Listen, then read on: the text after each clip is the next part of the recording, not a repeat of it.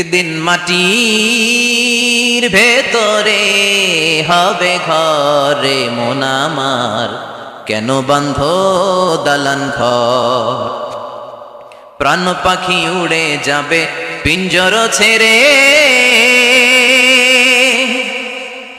ধরা ধামে সবই রবে তুমি যাবে চলে। বন্ধু বান্ধব যত, মাতা পিতা দ্বারা সুত, সবই হবে তোমার পরে মন আমার, কেন বান্ধ দালান ঘর? একদিন মাটির ভেতরে হবে ঘরে মন আমার, কেন বান্ধ দালান ঘর? চিল্লায় বলেন ঠিক কিনা? যাওয়া লাগবে, কেউ বাঁচতে পারবে না। দাদা চলে গেল, বাবা চলে গেল, মামা চলে গেল, আমারও যাওয়া লাগবে। সেলিব্রিটি চাই, আরো সম্পদের পাহাড় চাই। ব্যস্ত, আমরা মহা ব্যস্ত। এত ব্যস্ততা কিসের? স্টপ, থামেন, অনেক হয়েছে, আন না, বসেন, একটু ভাবেন। দাদা চলে গেল, বাবা চলে গেল, মামা চলে গেল, আমাকেও চলে যেতে হবে। মাঝে মাঝে কবরস্থানে যাবেন, যে একটু দেখবেন এই কবরস্থানে শিশুরা শুয়ে আছে, কিশোররা শুয়ে আছে, আপনার মতো তাগড়া যুবকরা শুয়ে আছে, ওদেরও রক্ত গরম ছিল আপনার মতো। আজ ওরা নাই, সব শেষ, আপনাকেও যেতে হবে। এই কবরে আমাদেরকে যেতে হবেই। কবরের প্রশ্নের উত্তর দিতে হবে, চিল্লায় বলেন ঠিক কিনা? কবরে প্রথম প্রশ্ন করা হবে, মার রব্বুক, তোমার রবের নাম কি? আমাদের রব কে? ওমা দীনুক, তোমার ধর্মের নাম কি? আমাদের ধর্মের নাম কি? বিশ্বনবীর চেহারা দেখিয়ে বলা হবে, এই লোকটাকে তুমি চিনো কিনা? চিনি না আমরা? চাঁদের চেয়ে সুন্দর তুমি, নবী আমার কমলিওয়ালা, দু জাহানের বাদশা তুমি, প্যারা নবী সাল্লাল্লাহু আলা, দু জাহানের বাদশা তুমি, প্যারা নবী সাল্লাল্লাহু আলা, চাঁদের চেয়ে সুন্দর তুমি, নবী আমার কমলিওয়ালা। সুবহানাল্লাহ পড়ে। আমাদেরকে জিজ্ঞেস করা হবে, রবকে? বলবো আল্লাহ। ধর্ম কি? বলবো ইসলাম। এই লোকটারে চিনো নাকি? আমরা বলবো চিনি, আমাদের প্রাণের নবী মুহাম্মদ সাল্লাল্লাহু। তিনটা প্রশ্নের উত্তর করতে পারলে এডিশনাল আরেকটা প্রশ্ন, ওমা ইলমুক। এই তিনটা প্রশ্নের উত্তর জানলা কেমনে? নকল করছো নাকি? বাংলাদেশে নকল আছে না নাই? কোথায় নকল করে? হ্যাঁ, কিছু লিজেন্ড আছে দেখি, একেবারে জামার ভিতরে নকল, টুপির ভিতরে নকল, স্কেলের ভিতরে নকল, মৌজার ভিতরে নকল, আছে না নাই? কথা বলেন। ফেরেশতারা বলবে, তুমি তিনটা প্রশ্নের উত্তর করলে কি করে? আপনাকে বলতে হবে, আমি কোরআন থেকে শিখেছি, আমি হাদিস থেকে জেনেছি। চিল্লায় বলেন ঠিক কিনা? তখন ফেরেশতারা বলবে, আহলান ওয়া সাহলান, মারহাবান, কংগ্রাচুলেশন, তুমি উত্তর করতে পেরেছো। ইফসাহু লাহু কবরুহু ৭০ যিরান, আপনার কবরটারে ৭০ হাত লম্বা বানিয়ে দেয়া হবে। ইফতাহু লাহু বাবুন ইলাল জান্নাহ, জান্নাতের দিকে দরজা করে দেয়া হবে। ইউলবাসু মিন লিবাসিল জান্নাহ, জান্নাতের পোশাক পরিয়ে দেয়া হবে। আর বলা হবে, নাম কানাউমিল আরুস, বাসর রাতে কনেকে নিয়ে বর যেমনি শান্তির ঘুম, আরামের ঘুম দেয়, তুমিও ঘুম দাও, ঘুমাও। You should get some sleep now, you are very tired man, ঘুমাও, অনেক হয়েছে, ঘুমাও। তোমার এই ঘুম কেউ ভাঙাবে না, ইসরাফিলের সিঙ্গার ফুৎকার ছাড়া। আল্লাহ লম্বা ঘুম যেন দিতে পারি, তৌফিক দাও। আর যারা ইসলাম বিরোধী, কোরআন বিরোধী, বিশ্বনবী বিরোধী, তাদেরকেও প্রশ্ন করা হবে, তোর রব কে? মার রব্বুক? সে বলবে, লা আদরি, আমি কিছু জানি না, আমি মাপ চাই, দোয়াও চাই। কথা কন, জানি না, আমি কিছুই মনে করতে পারছি না, আমি কিছু জানি না, আমার ধর্ম নাই, কর্ম নাই, আমার ধর্ম যার যার, উৎসব সবার, আমার কোনো ধর্ম টর্ম নাই, আমার কোনো নামাজ রোজা নাই, আমার কোনো রব নাই। দ্বিতীয় প্রশ্ন, ওমা দীনুক, তোর ধর্মের নাম কি? সে বলবে, ধর্ম কি? আমি জানি না, আমি ধর্মরে গালি দিতাম, আমি দুনিয়া ইসলাম রে বাস দিতাম, আমি আলেম ওলামাদের বিরোধিতা করতাম, আর শাহবাগের মঞ্চে উঠে ভাষণ দিতাম। আছে না নাই? সব গুমর ফাঁস হয়ে যাবে, ইয়াউমুত তাকাবুন। এরপর বিশ্বনবীর চেহারা দেখিয়ে বলা হবে, এই লোকটারা চিনো নাকি? সে বলবে, চিনি না, তবে আমার বন্ধুরা তার বিরুদ্ধে ব্লগে লিখতো, আমিও ব্যাড ব্যাড কমেন্টস করে দিতাম, এই লোকটার বিরুদ্ধে আমি কার্টুন বানাতাম, এই বিশ্বনবীর বিরুদ্ধে আমি কথা বলতাম। চিল্লায় বলেন ঠিক কিনা? ফেরেশতারা বলবে, লা দারাইতা ওয়ালা তালাইতা, তুই তো কিছুই পারলি না, তুই তো কপাল পোড়া। ফায়ুতরাকু বিমাতারিকা মিন হাদিদ, লোহার হাতুড়ি দিয়ে পিটিয়ে ওর মাসেলগুলো থেতলে ফেলা হবে। ওয়া ইউকালু লিল আরদি ইলতাইমি, কবরের দুই পাশের মাটির বলা হবে চাপ দে, এমন চাপ দিবে, ফাতাখতালিফা আদলাউহু, ডান পাশের পাজরের হাড়ি বাম দিকে ঢুকে যাবে, বাম পাশের পাজরের হাড্ডি ডান পাশে ঢুকে যাবে, কিয়ামত পর্যন্ত এই মারামারি চলবে। আল্লাহ এরকম ভয়ঙ্কর পরিস্থিতি থেকে আমাদেরকে বাঁচাও। ওই কবরের আযাব থেকে বাঁচার দরকার আছে না নাই? বিশ্বনবী বললেন, যে ব্যক্তি রাত্রিবেলায় সূরাতুল মুলক তেলাওয়াত করবে তার কবরের আযাব হবে না। ইন্না হাযিহি সূরাতুন আযীমা মানিআতুন মিন আযাবিল কবর। এই সূরাটা এমন সূরা, সাধারণ কোন সূরা না। এই সূরাতুল মুলক যে রাত্রিবেলায় তেলাওয়াত করবে তার কবরের আযাব থেকে তারে বাঁচিয়ে দিবে কে? নাম্বার 1 ফজিলাত স্ট্যাটাস মনে থাকবে তো। 2 নাম্বার স্ট্যাটাস শাফাআত লি সাহিবিহা। এই সূরার তেলাওয়াতকারীর জন্য কিয়ামতের দিন সুপারিশ করবে। কোরআন সুপারিশ করবে, চারটেখানি কথা না। কোরআন যদি আপনার বিরুদ্ধে দাঁড়ায় আপনার জান্নাত ক্যান্সেল, আর কোরআন যদি আপনার ব্যাপারে আল্লাহর কাছে রেকমেন্ডেশন করে জান্নাত আপনার জন্য ওয়াজিব করে দিবে কে? এজন্য বিশ্বনবী বললেন শাফাআত লি সাহিবিহা, কিয়ামতের দিন তেলাওয়াতকারীর জন্য আল্লাহর কাছে সুপারিশ করবে। 2টা গেল। 3 নাম্বার বিশ্বনবী বললেন খাসামাত আন সাহিবিহা। এই সূরাটা কিয়ামতের দিন এই সূরার তেলাওয়াতকারীর পক্ষ নিয়ে আল্লাহর সাথে ঝগড়া করা শুরু করে দিবে। আল্লাহর সাথে ডিবেট করবে, ঝগড়া করবে, যতক্ষণ না হাত্তা আদখালাহুল্লাহুল জান্নাহ। হাদিসের টেক্সট হচ্ছে যতক্ষণ না আল্লাহ তাআলা তাকে জান্নাতে না ঢুকায় ততক্ষণ ওই সূরা তেলাওয়াতকারীর পক্ষ নিয়ে আল্লাহর সাথে বিতর্ক, ঝগড়া, তর্ক চলতেই থাকবে। সুবহানাল্লাহ। আরো আসতে বলে। আবার বিষ্ণু বললেন মান ক্বারা বিহা ফি লাইলাতিন ফাকাদ আকসারা ওয়া আতওয়াবা। রাত্রিবেলা এই সূরাটা যে তেলাওয়াত করবে পুরো রাত্রিটারে বরকতময় করে দিবে কে? এজন্য বিশ্বনবী আবদার করে, আবেদন করে আমাদের কাছে বলে গিয়েছেন, আমি চাই আমার প্রতিটা উম্মতের হৃদয়ে এই সূরাটা গাঁথা থাক। আমি চাই আমার প্রতিটা উম্মতের সিনার ভিতরে এই সূরার 30টা আয়াত গ্রথিত করা থাক। সুবহানাল্লাহ পড়ে। মাত্র 30টা আয়াত মুখস্থ করতে রাজি আছেন? 1 মাসে কয়দিন? প্রতিদিন একটা করে আয়াত মুখস্থ করলে এই সূরা মুখস্থ করতে লাগবে কয়দিন? হ্যাঁ, হোমওয়ার্ক। এটা আপনাদের বাড়ির কাজ, যেহেতু ক্লাসে হোমওয়ার্ক দেওয়া যায় না। আরবিতে বলে আল ওয়াজিব আল মানজিলি। আমি গতানুগতিক তাফসীর করি না, আমি সমাজের খুঁতগুলো ধরে ধরে ডিসকাশনের মতো আমি করি। বিভিন্ন জেলায় যে ওখানকার ইয়াংদের সাথেও বসি, কথা বলি। এটাই আমার তাফসীর, এটাই কোরআনের এক্সপ্লেনেশন এন্ড ইন্টারপ্রিটেশন। এতেই মানুষ উপকৃত হয় বেশি। চিল্লা এখন ঠিক কিনা? এটা আপনাদের বাড়ির কাজ, মাইথার দিয়া বাসীদের বাড়ির কাজ। হায়াতে আল্লাহ বাঁচায় রাখলে আবার কখনো দেখা হলে জিজ্ঞেস করবো যে মুলক মুখস্থ হয়েছে কিনা। কে কে মুখস্থ করবেন না হাত তোলেন। সবাই করবেন। এবার কে কে মুখস্থ করবেন হাত তুলে আমার না আল্লাহর দেখা। আল্লাহ তুমি কবুল করো। আরো জোরে পড়েন আমিন। হাত নামান। এই সূরাটা it's an eye opener for you. এটা আপনার চোখ খুলে দিবে। এই সূরাটা আপনার চোখকে খুলে দিবে, আপনার ঘুমন্ত বিবেককে জাগিয়ে তুলবে। স্রষ্টার ব্যাপারে আপনার যদি কোনো সাসপিশন থাকে, সন্দেহ থাকে, এই সন্দেহের পাহাড়কে ভেঙে এই সূরা চুরমার করে দিবে। চিল্লায় বলেন সুবহানাল্লাহ। আল্লাহ ডেকে বলে, গোলাম, কিছু কিছু নাস্তিক আছে আমারে খুঁজে পায় না। এরকম কপাল পোড়া নাদান নাস্তিক বাংলার জমিনেও আছে না নেই? এরা বলে আনসিন ইজ নাথিং, যেটা দেখা যায় না ওইটা মানি না, বলে না? Do you see the air in the atmosphere? বাতাসে, বায়ুমণ্ডলে যে বাতাস ঘুরে বেড়ায় এটাকে তুমি দেখো তো মানো কেন? Why do you believe on that? Why do you believe on air? বাতাস বিশ্বাস করস কেন? কপাল পোড়া নাস্তিকরা বাতাস মানে না। কথা কন। Do you see the bad headache someone feel in his head and he's shouting? মাথার ব্যথায়, মাইগ্রেনের পেইনে যখন কেউ চিৎকার করে তার মাথা ব্যথা দেখা যায়। আমার এখন প্রচন্ড মাথা ব্যথা যদি হয়, আপনারা দেখতে পাচ্ছেন তো, নাস্তিকরা কি মাইগ্রেনের পেইন বিশ্বাস করে না? মাথা ব্যথা বিশ্বাস করে কি করে না? বাতাস বিশ্বাস করে কি করে না? কয় আনসিন ইজ নাথিং, যেটা দেখি না ওটা বিশ্বাস করি না। কপাল পোড়া। আল্লাহ ডেকে বলে, গোলাম আমার সৃষ্টির দিকে তাকা, আকাশের দিকে তাকা, বাতাসের দিকে তাকা, সাগরের দিকে তাকা। সাগরের মধ্যে আমি আল্লাহ আছি না নাই? বিশাল বড় বড় পাহাড়ের দিকে তাকা, ঝর্ণার দিকে তাকা, ঝর্ণার মধ্যে আমি আছি না নাই? ঝর্ণা ঝর্ণা ঝর্ণা রে, বলনা বলনা বলনা রে, কার বিরহে পাগল পাড়া তুই, কার মিলনে ফুল ফসলে ভরা রে তোর দুকুল ভুই, কার মিলনে ফুল ফসলে ভরা রে তোর দুকুল ভুই। ঝর্ণা ঝর্ণা ঝর্ণা রে, বলনা বলনা বলনা রে, কার বিরহে পাগল পাড়া তুই। সুবহানাল্লাহ পড়েন। ঝর্ণার দিকে তাকাও, সাগরের দিকে নজর করে দেখো, বিশাল পাহাড়ের দিকে নজর করে তাকাও, ওই পাহাড়ের মধ্যে আল্লাহরে খোঁজে বাবা। চিল্লায় বলেন ঠিক কিনা? ইমাম আবু হানিফার হাতে হাত রেখে শাহাদা বাক্য পাঠ করেছে। সুবহানাল্লাহ পড়েন। ঝিনুকের ভেতর লুকিয়ে থাকে যেমন মতি, ঝিনুকের ভেতর লুকিয়ে থাকে যেমন মতি, কালমা শাহাদাতে আছে আল্লাহর জ্যোতি, কালমা শাহাদাতে আছে আল্লাহর জ্যোতি। সুবহানাল্লাহ পড়েন। এই জ্যোতি যার হৃদয়ে একবার টাচ করে তার জন্য জান্নাতকে খুলে দেয় কে?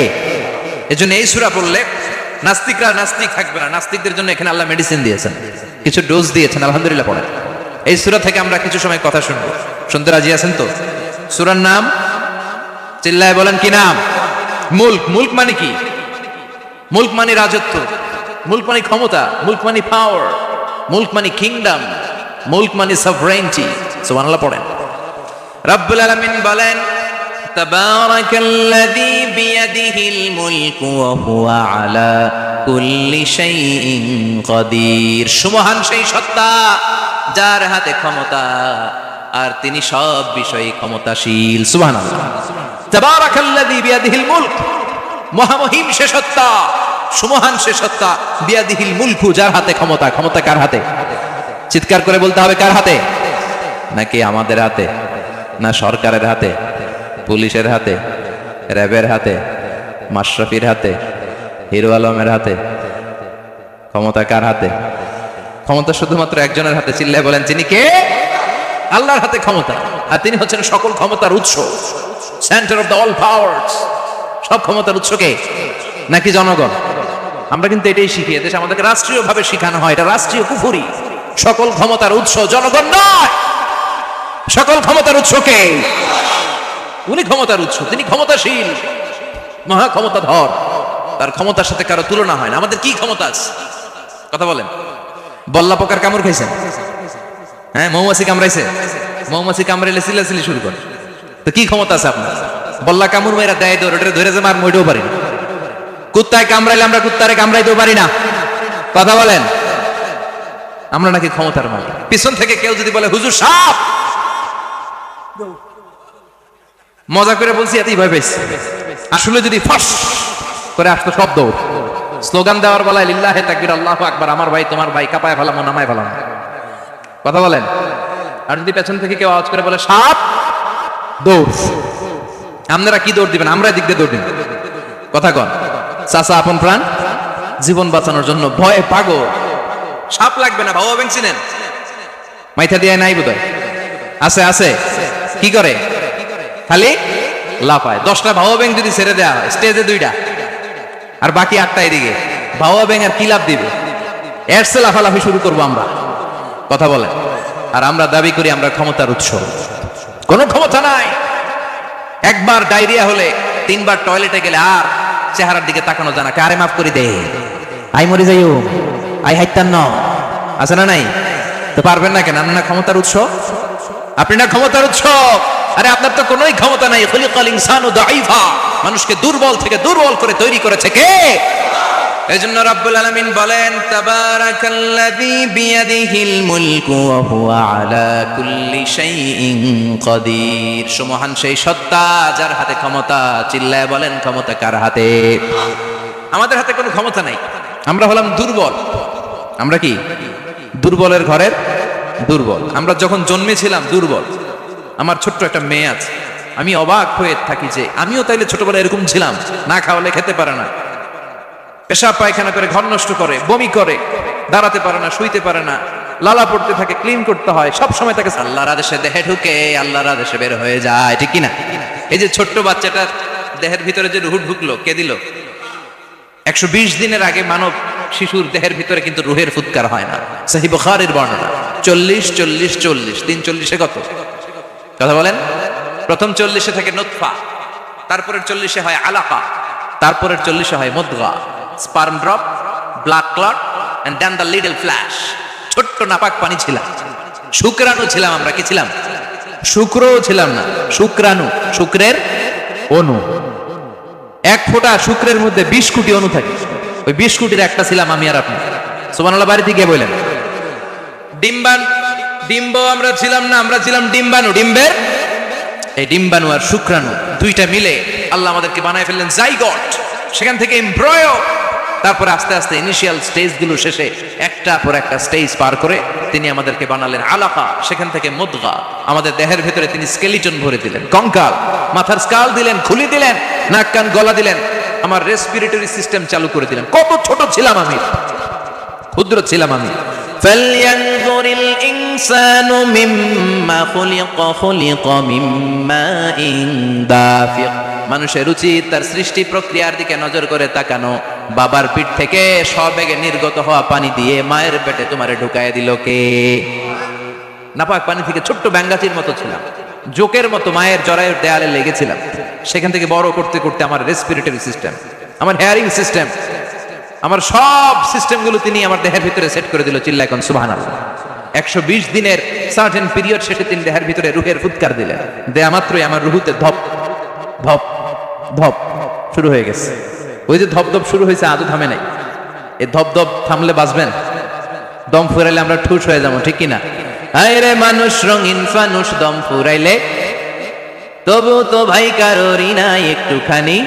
হায় রে মানুষ রঙিন ফানুষ, রঙিন ফানুষ, হায় রে মানুষ। সুবহানাল্লাহ বলেন। সে আল্লাহ বললেন, গোলাম, জীবন আর মরণের মাঝখানে আমি তৈরি করেছি রুহু। পৃথিবীর বিজ্ঞানীরা সব বানাতে পারে, কম্পিউটার বানাতে পারে, প্লেন বানাতে পারে, হেলিকপ্টার বানাতে পারে, রকেট বানাতে পারে, কিন্তু গোটা বিশ্বের সব বিজ্ঞানীরা মিলে কি রুহু বানাতে পারে নাকি? কথা বলেন। গত বছর সোফিয়া নামে একটা রোবট আসছিল না? কথা কন। ওটা মাথা উঁচু করে নিচু করে কথা বলতে চায়, মানুষের মতো হতে চায়। আসলে কি মানুষ? ওটার মধ্যে কি রুহু আছে? রুহু বানাইতে পারবে কেউ? এই রুহু নিয়ে যে কত গবেষণা, মুমূর্ষ রোগীদের উপর গবেষণা চালিয়েছে অনেক। বুলেট প্রুফ গ্লাসের ভিতরে মুমূর্ষ রোগীকে রেখে রেখে তারা চেক করতে চেয়েছে আমেরিকান বিজ্ঞানীরা যে রুহু কোন দিক দিয়ে বেরোয়। তারা ওজন করে দেখে, মানুষ মরে গেলে কোনো লাশের ওজন বেড়ে যায়, কোনো লাশের ওজন কমে যায়। যেটাতে কমে গেছে 2-1 কেজি কমে যায়, তার অবাক। কিরা আগে ছিল 80 কেজি, এখন হচ্ছে 78 কেজি, তার মানে 2 কেজি না, এটাই রুহু। এটাই কি?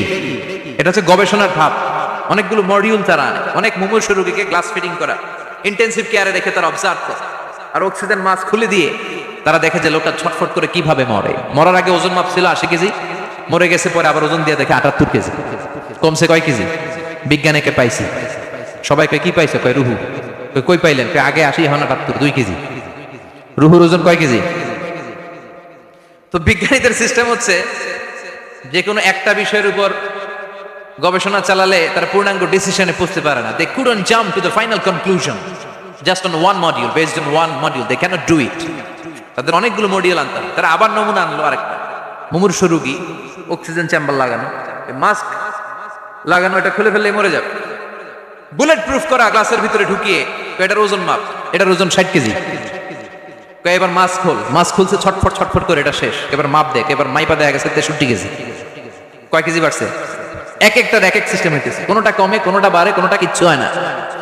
সবাই কয় তাইলে আপনি রুহু পাইলেন কই? আগেরটা কম ছিল, মনে করছিলেন 2 কেজি কমছে, ওইটাই রুহু, এখন 3 কেজি বাইরে গেছে, মিলাইবেন কি দিয়া? কথা কন। আল্লাহ রেখে বলে, গোলাম, কিয়ামত পর্যন্ত একটার পর একটা মুমূর্ষ রোগীকে বুলেট প্রুফ গ্লাসের ভেতরে ঢুকাতে পারবি, গবেষণা করতে পারবি, মাগার রুহু খুঁজে পাবি না। চিল্লায় বলেন ঠিক না? কারণ এই রুহুর মালিক কে? সে আল্লাহ বললেন, আল্লাযী খালাকাল মাউতা ওয়াল হায়াতা লিয়াবলুয়াকুম আইয়ুকুম আহসানু আমালা। জীবন আর মৃত্যু বানালাম তোমাদেরকে পরীক্ষা করার জন্য। পরীক্ষা আছে না নাই? গোটা দুনিয়াটাই পরীক্ষা। আল্লাহ যারে পছন্দ করে বেশি তার পরীক্ষাও। আশাদ্দুন নাসি বালাআন আল আম্বিয়া। এই পৃথিবীতে আল্লাহ সবচেয়ে বেশি বালা মুসিবত দিয়ে পরীক্ষা করেছেন নবীদের। কারণ নবীরা আল্লাহর কাছে কম প্রিয় না বেশি প্রিয়? যেহেতু প্রিয় বেশি, পরীক্ষা। এজন্য মুমিনের উপর যদি পরীক্ষা আসে, মুমিনের উপর যদি অত্যাচার আসে, মুমিনের উপর যদি ধৈর্যের পরীক্ষা আসে, জেল জরিমানা আসে, মুমিন ওইটারে ভয় পায় না। মুমিন ভয় পায় একজনকে। চিল্লায় বলেন তিনি কে? কারণ আল্লাহর ঘোষণা, ওয়ালা তাহিনু ওয়ালা তাহজানু। ঘোষণাটা কার? ভয় নাই, তোদের চিন্তা নাই। আনতুমুল আ'লাউনা ইন কুনতুম মুমিনিন। তোমরাই বিজয়ী হবা যদি মুমিন হও, যদি মুমিন হও। এজন্য ধৈর্যের পরীক্ষা দিতে হবে, আল্লাহর উপর তাওয়াক্কুল করতে হবে, অত্যাচার আর জুলুম আল্লাহর নামে সহ্য করে যেতে হবে। চিল্লায় বলেন ঠিক কিনা? কারণ মুসলিমের সাথে আল্লাহ থাকে। মুসলিমের বদদুয়াকে বিশ্বনবী ভয় করতে বলেছেন। কারণ মুসলিমের বদদুয়ার মাঝে আর আল্লাহর মাঝে পর্দা থাকে। যারা দুনিয়ার বুকে জুলুম করে তাদেরকে ক্ষমতার মসনদ থেকে নামিয়ে দেয় কে? আর যারা মজলুম হয়, যাদের রক্ত দিয়ে জমিন ভেজে, তাদেরকে জমিনের ক্ষমতা দিয়ে দেয় কে? আর যারা রক্ত ঝরায়, ইতিহাস বলে তারা শেষ পর্যন্ত প্রাণ আর জান নিয়ে পালাবার জায়গাটা পায় না। চিল্লায় বলেন ঠিক কিনা? এজন্য মুমিন খুব ভালো করে জানে রাত্রি যত গভীর হয়, সুবহে সাদিকের সময় কাছে আসতে থাকে। গর্ভবতী নারীর পেটের জ্বালা যন্ত্রণা, ব্যথার পেইন যত বাড়ে, নতুন মেহমান আগমনের সময় কাছে আসতে থাকে। তেমনি ইসলামের পক্ষের শক্তির উপর যদি অত্যাচার, অনাচার, স্টিম রোলার বেড়ে যায়, এটা প্রমাণ করে ইসলামের বিজয়ের সময় কাছে আসতে শুরু করেছে। চিল্লায় বলো ঠিক কিনা? এজন্য রাব্বুল আলামিন ডেকে বলেন, গোলাম লিয়াবলুয়াকুম আইয়ুকুম আহসানু আমালা, কে ভালো আমল করো, কে খারাপ আমল করো, এজন্য আমি জীবন মরণ তৈরি করেছি। চিল্লায় কোন ঠিক কিনা? এরপর আল্লাহ বললেন, ওয়ালাকাদ যায়্যানাস সামাআদ দুনিয়া বিমাসাবিহা ওয়া জাআলনাহা রুজুমান লিশ-শায়াতিন। সুবহানাল্লাহ বলেন। ওয়ালাকাদ যায়্যানাস সামাআদ দুনিয়া। মাইকম্যান কোথায়? সাউন্ডটা বাড়াও। এত দুর্বল কেন তোমার সাউন্ড? মনে হচ্ছে আমি মাইক ছাড়া কথা বলছি। সাউন্ডটাকে স্ট্রং করো। ওয়ালাকাদ যায়্যানাস সামাআদ দুনিয়া, I have beautified the closer sky with candles, with light and stars. আল্লাহ বললেন, আমি দুনিয়ার আকাশকে তারা দিয়ে সুশোভিত করেছি। আকাশে তারা আছে না নাই? এগুলো এমনি এমনি হয়েছে না? তৈরি করছে কে? বিশ্বাস হয়? কোনো সন্দেহ আছে? এখন তো লাইটিং ফাইটিং এর যুগে তারার যে কি সৌন্দর্য আমরা বুঝি না। আমরা যখন ছোটবেলা গ্রামে যেতাম, রাতের বেলা তারার মেলা, কি সুন্দর, একটার চেয়ে একটা সুন্দর। শুকতারা, ধ্রুব তারা, সপ্তর্ষি মণ্ডল, 7টা তারার একটা চেইন আছে, চিনেন এগুলো? কি সুন্দর তারা! এগুলো তৈরি করে রেখেছে কে? প্রথম আকাশের মহাশূন্যকে আল্লাহ এই তারকা দিয়ে বিউটিফাই করেছেন। It's a candle. আল্লাহ সাজিয়ে রেখেছেন। আমরা খালি চোখে যেটা দেখি, এটা কিন্তু আকাশ না, এটা প্রথম আকাশ নয়। প্রথম আকাশ যে কত দূরে আমেরিকার নাসার বিজ্ঞানীরাও জানে না। খালি চোখে আমরা যা দেখি, এটা প্রথম আকাশের মহাশূন্য।